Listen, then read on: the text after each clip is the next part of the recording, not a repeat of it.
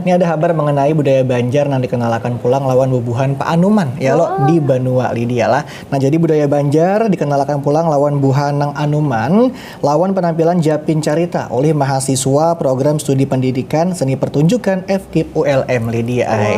Nah jadi ada 4 penampilan disurung dalam acara ini.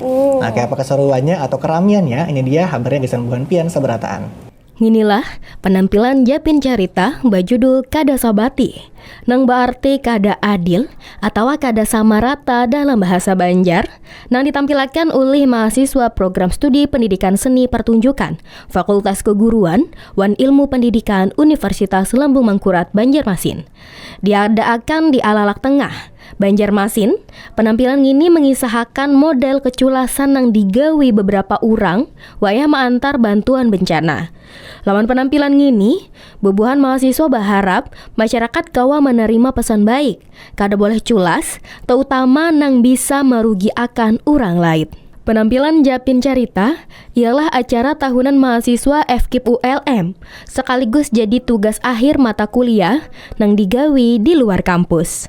Lawan penampilan ini diharapkan kawa jadi cara maharagu budaya Banjar supaya tatarusan awet.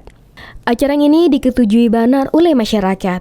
Marga dinilai bagus gasan menggenalkan pulang budaya Banjar, terutama lawan bebuhan nang Anuman.